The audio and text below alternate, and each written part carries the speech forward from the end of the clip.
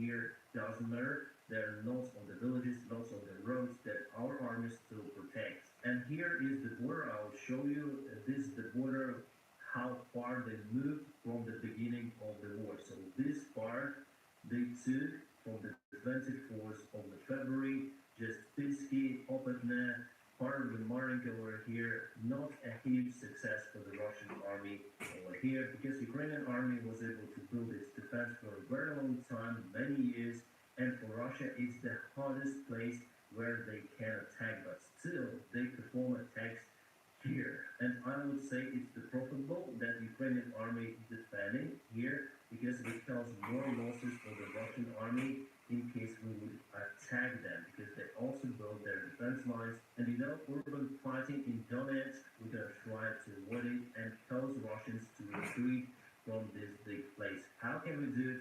Well, there are some ways. The main thing is to get supplies for Russia, and that is what we are doing right now with the help of the Western-made rocket artillery systems, especially HIMARS. Near to Donetsk, Russia also tries to attack Novomykhailivka, but unsuccessfully, and the Ukrainian forces keep that village, and also they attack near to Vuhledar, to Pavlovka. They lost around 300 men at first, and with the second attack, also they got losses, but the second attack was more successful, and they took part of the village. In my latest video, I showed you that fighting in that particular village, and we use artillery systems to cause Russia to withdraw, and for now we cannot be sure whether they take at least the part of the village for sure. Right, here's some direction. We are controlling this river bay over here, and we try to reach Russian positions in the south, but so far unsuccessful. And today it's the first time that Russia used rockets to target Kherson city,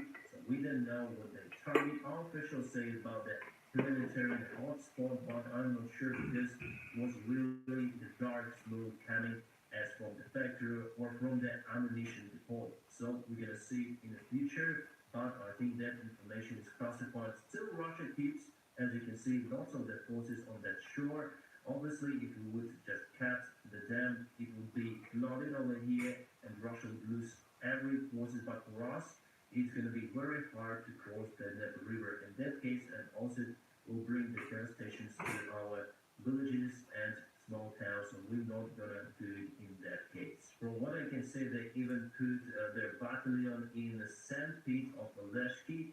It's kind of interesting. So we're going to see how the situation develops here. But what I can say that without those bridges, my friends, it would be very hard for the Ukrainian army to cross the Dnieper River, especially if Russians keep their forces on that shore. Alright, to some of the news and events, Russia published that court of Netherlands say that Ukrainian side is guilty in drowning the MH17. I think that Russia already lives in parallel reality because the court verdict was that Russian side was guilty, and they say in their media that Ukraine was guilty.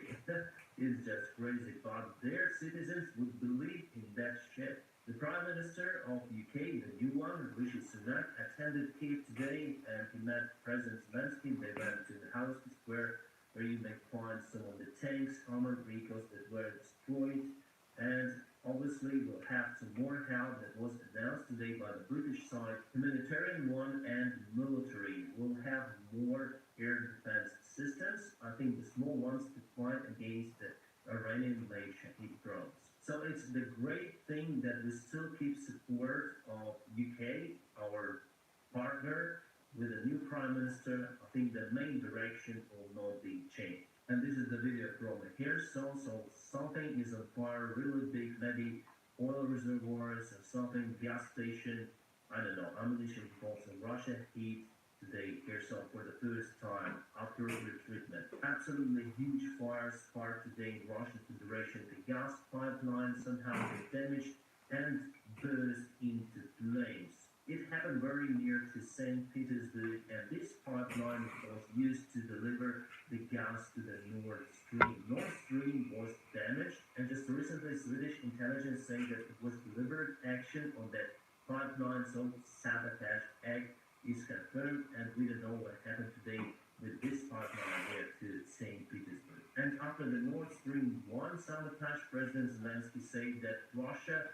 will blow up something on their territory to accuse Ukrainian side and to hit the gas pipeline that leads to Europe. But luckily, Europe already got enough gas in their storages, so don't worry, my friends, Europe, this winter will be okay for you. But not okay for Ukraine because we're in lack of electricity, and it's the usual picture to see nowadays, electrical cars being charged with the help of the diesel or benzene generators. Checkmate, Elon Musk.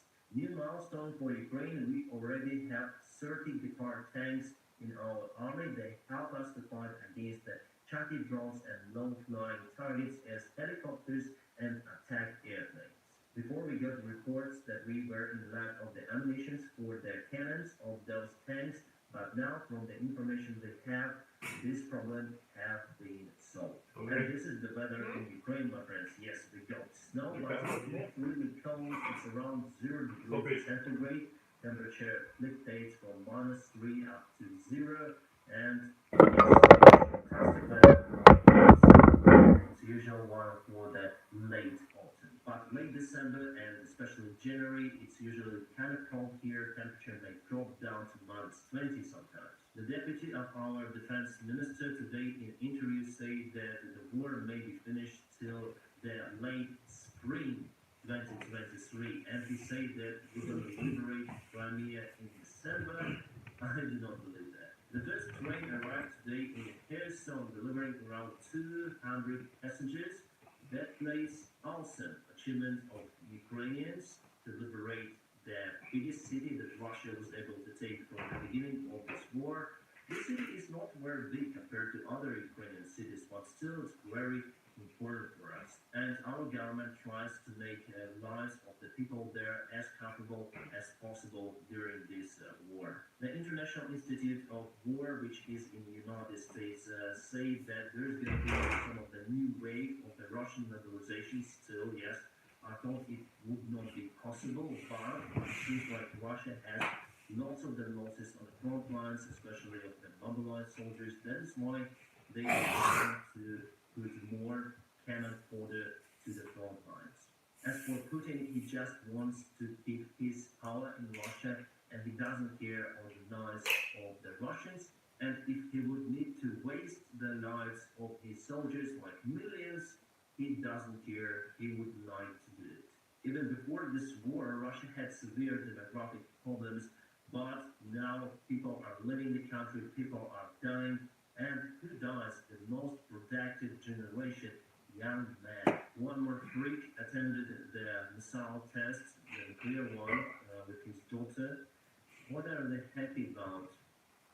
It's just crazy. The world should get rid of the dictators like this Kim, like Putin, Iranian dictatorship, Belarusian, of course. Some of the aviation story today happened in Peru. Just look at this Airbus A320neo. I'm the airline pilot, that is why I'm speaking about it. And it's been reported that this airplane hit the fire track on the runway. Fire track was not allowed to cross the runway, but after all, they tried to do it, and the airplane hit the fire track with the right-hand engine and also landing gear that collapsed. Somehow, pilots kept the airplane under control throughout the roll, and some of the passengers sustained injuries. 2 firemen in the track lost their lives. 1 fireman is in critical state in the hospital. Zeg, From the crew, we gaan alleen een weekend. Mensen moeten alles uit zien. other Dat uit. arrived. Als je slaap is, bij elkaar daar. Nu zijn daar. Ze kijken. Airplane burst into flames. As you can see, fuel stopped. The airplane it was eliminated by the fire crew. And those guys who remained in other vehicles, they did their job very well, eliminating the fire of this airplane. And investigation is ongoing. ก่อนนะคะทุกคนค่ะค่ะวันนี้น้องไม่ดื้อแล้วนะคะ